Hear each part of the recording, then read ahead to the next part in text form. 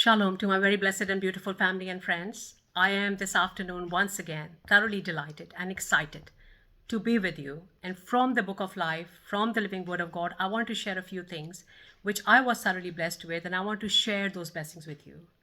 My topic today is Fountain of Living Water, and my subtitle is Thirst. Jeremiah 2:13, it is written over there, "My people have committed two evils.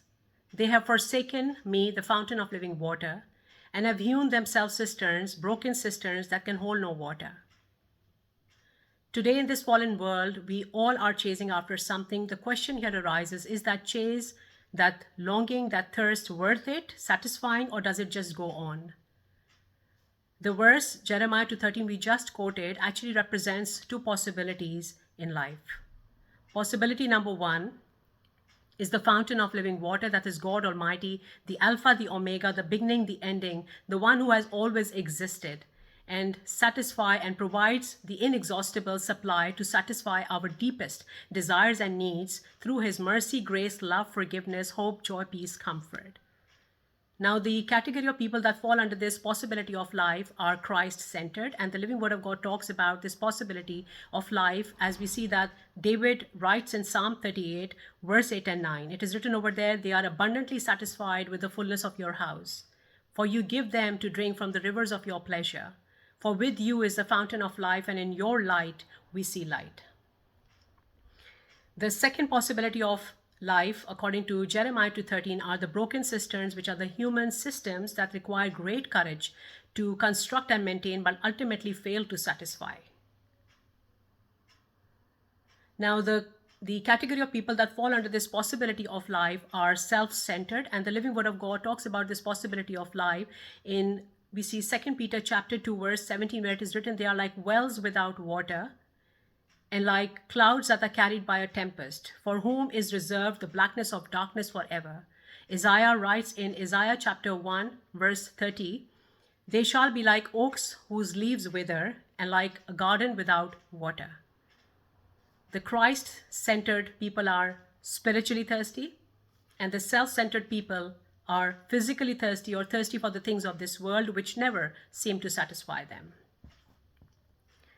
What so beautifully and wonderfully stuns me is that Jesus Christ, the fountain of living water, when he came into this world to fulfill the divine plan of salvation for the entire mankind, towards the end and completion of that divine plan, while hanging on the cross, he said, "I am thirsty." The giver of living water in those moments was thirsty. Why? In order to quench our thirst. And we will see this in a minute. Jesus, who was fully God and fully man, experienced both physical thirst in his body and spiritual thirst in his soul.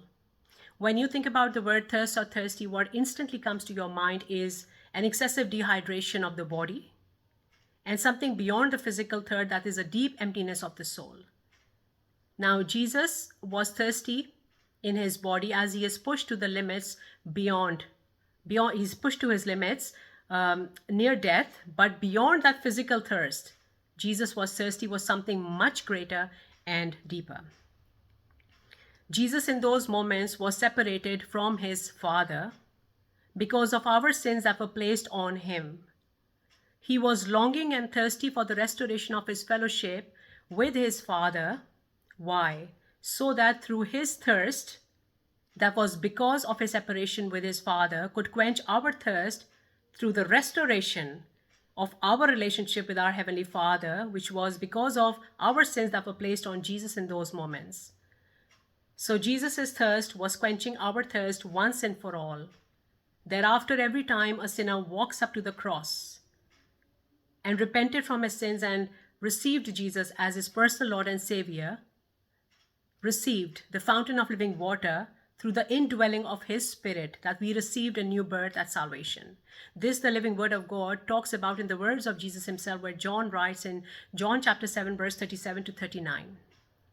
It is written over there, "And on the last day of the great feast, Jesus stood up and cried and said, 'If anyone is thirsty, let him come to me and drink. If you believe, out, as the scripture has said, out of your heart shall flow rivers of living water.'" This he was speaking concerning the Spirit that those who believed were ought to receive. having seen the two possibilities of life according to Jeremiah 2:13, and the two kinds of thirst, the physical and spiritual thirst, and having seen how Jesus was thirsty to quench our thirst, let us now talk about two conversations from the living word of God, John 3 and John 4, which will explain the process, the prerequisites of getting to the fountain of living water. Now, the fountain of living water is not limited to age, gender, culture, wealth, status in life. Jesus came to give life and life in abundance to all who asked and who were spiritually thirsty. Now, we see that in John chapter 3, spotlights a conversation between Nicodemus and Jesus, and John chapter 4 spotlights a conversation between the Samaritan woman and Jesus. Now, the contrast between these conversations is striking. The conversational partner in John chapter 3 is a man. The conversational partner in John chapter 4 is a woman. The man is named Nicodemus, the woman is unnamed, and the Bible mentions her as the woman at the well. The man is accepted by society, the woman is rejected by society. The man is religious, she is rebellious. The man's life is immaculate, her life is immoral. It is striking that Nicodemus chooses to meet Jesus under the covers of the darkness of the night, whereas the Samaritan woman chooses the opposite time of the day under the blazing sunlight of the afternoon. In many ways, these are opposite scenes set side by side, yet there are some similarities. Similarity number one was Jesus himself in both the conversation. It was the same Jesus, the same love, the same wisdom, the same gospel message and instructions of salvation extended to both according to their needs. Why? And this why leads us to the second similarity, that because both Nicodemus and the Samaritan woman were spiritually thirsty for something greater they already had in their life. They were thirsty for the truth and righteousness of Jesus. They were longing for the coming of the Messiah. John chapter 3 tells us that no one is beyond the need of grace, regardless of what status you hold in life or what wealth you possess in this world. John chapter 4 tells us that no one is beyond the reach of grace, regardless of what the people and society think about you or what you've done in life. Now, there was another similarity. We see that Nicodemus comes to meet Jesus under the covers of the darkness of the night only because he wanted to stay disguised. He wanted to stay private. He did not want anyone to know about this conversation.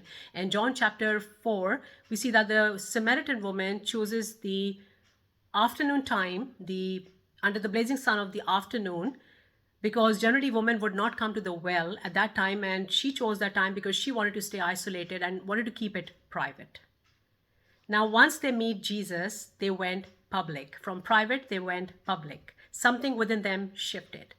We see this in John chapter 19, verse 39 to 42. The same Nicodemus who first meets Jesus under the covers of the darkness of the night, the next time we see him in broad daylight when he comes to Pilate to ask for Jesus' body for Jewish burial. Now, John chapter 4 tells us that Jesus had to go through Samaria, because Jesus had a divine appointment which was made centuries ago in the council hall of God Almighty. Now, Jesus had to make this journey under the blazing Middle Eastern sun, and it was no surprise that Jesus was thirsty and tired. Jesus went through everything we go through in the course of our life. The pain, the suffering, the rejection. Jesus, who is our high priest, who represents us before the throne of God Almighty, fully understands and sympathizes with our suffering and pain we go through in the course of our life. Jesus knows how we feel when we are physically and spiritually thirsty, because he experienced both physical and spiritual thirst on the cross when he was hanging because of our sins. Now, the Bible tells us that the Samaritan woman comes to the well to fetch water. She was passing through Samaria, which means that she lived in Samaria and could choose what time she wanted to come to the well. And her choice of the time, the most hottest and uncomfortable time of the afternoon, kind of indicates that she did not want any interaction with anyone. There was something that separated her from others. Might have been some pain, hurt in her life, some shame, some sin. Now, to her surprise, when she comes to the well on that day, there is someone already there, and that is Jesus. Now, Jesus is not a Samaritan. Now he is a Jew. And she is even more surprised and shocked when Jesus, being a Jew, asked her of water. Because in those days, due to many reasons, the Jews did not have any interaction with the Samaritans. Now, Jesus, who was God in flesh, knew that the Samaritan woman had a spiritual thirst in her soul. And so he beautifully turns the conversation to heavenly things and says to her that if only she knew who he was, she would have asked for help and he would have given it to her. If only she knew that the gift of salvation was a free gift of God and you did not have to earn it or buy it by your moral standards or by your religious performances. If only she knew this, she would have asked and he would have given her fountains of living water. Wow. The simplicity of salvation is a marvel. You ask and receive. There is something so glorious in the simplicity of it all, and yet it highlights the tragedy of those who do not receive the living water. Why? Simply because they do not ask or did not ask. Matthew chapter 7, it is written over there, ask and you shall receive. Seek and you shall find. Knock and it shall be open unto you. Romans 10, it is written over there, and he who calls upon the name of the Lord shall be saved. Now here we see some prerequisites to get to the fountain of living water. And they are to recognize your spiritual thirst and then to ask. There is a beatitude in Matthew chapter 5. Blessed are those who are hunger and thirst for righteousness, for they shall be satisfied. Now we see that the Samaritan woman clearly did not understand what Jesus meant by fountains of living water, and she kind of responds in a spiritual, in a physical reality, and says to Jesus that the well of Jacob is deep and Jesus has nothing to draw water with. Then how is it possible that he will get hold of the living water he was talking about? We see this kind of a confusion in John chapter 3 also between the conversation between Nicodemus and Jesus, where we see that Nicodemus was kind of left bumbling his way through his conversation with Jesus when Jesus said that we ought to be born again in order to get to the fountain of living water. He did not understand and he questioned Jesus, how is it possible that one can climb back into his mother's womb and be born again for a second time? Now we see that Jesus continues his conversation with the Samaritan woman and tells her that whoever drinks from the well of Jacob will thirst again, but he who drinks from the water that Jesus gives will never thirst again and will receive eternal life. This is so true about our life experiences we go through when we are in this world. So many times the wells we run to in order to receive satisfaction for our thirst, those wells never sustain us, never last or remain. And while chasing after the things of this world, we are thirsty for forgiveness, for acceptance, for reputation, for love, and we find satisfaction in our relationships, in our worldly material things and lust of the eyes. And despite the fact that we have to work hard for it all, it's not free. Like the broken cisterns, they ultimately fail to satisfy. I read somewhere actor Jim Carrey, while he was on top of his acting career, having won the awards, all the mentions, the money, the fame, and at the height of it all, he once said, I wish everyone could get rich and famous so they could know that it is not the answer. Jesus is the only answer. Jesus is the way, the truth, and the life, as written in John chapter 14. Matthew 16:26, it is written, for what profit it is for a man that he gains the whole world and loses his own soul.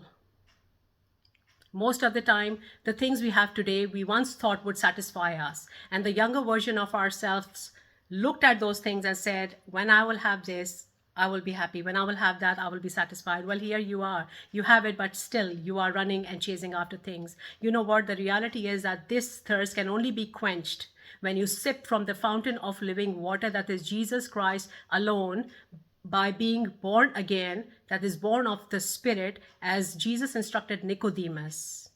It is only then that our hearts will be content in Jesus through his joy that becomes our strength, and through his peace that surpasses all understanding, through the life and spirit we receive at new birth. Now, the Samaritan woman clearly was keen to have some of the living water Jesus was talking about. But before giving her that water, Jesus did something. He asked the Samaritan woman to call her husband, and she responds and says that I do not have a husband. And Jesus said that you are right when you said that, because you have had 5 husbands, and the one you are with now is not your husband. Now the conversation shifts towards a topic which was undoubtedly bound to kind of remind the woman of things in her life which were a source of hurt, pain, shame, sin, or even a social consequence in her life. We are nobody to judge. We do not know if the woman was the victim or was responsible for it all. It is only Jesus who knows. And in this moment, Jesus was not trying to make her feel guilty, but he was trying to reveal himself to her in order to lead her towards another prerequisite of the fountain of living water, and that was repentance. Jesus was leading her towards repentance. We see another revealing conversation in the Bible between Nathanael and Jesus in John chapter 1. In verse 48, we see it is written, when Nathanael comes to Jesus, Jesus spoke to Nathanael and said, before Philip called you, when you were under the fig tree, I saw you. That conversation revealed upon Nathanael who Jesus was, and he recognized that truly Jesus was the Son of God.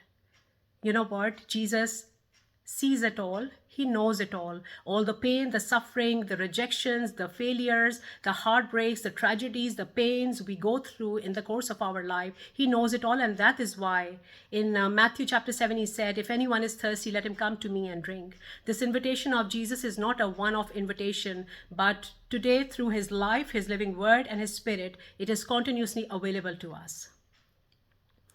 These conversations simply explain the process to get to the fountain of living water, and that process is to recognize that you are spiritually thirsty, repent from your sins, and then receive Jesus as your personal Lord and Savior.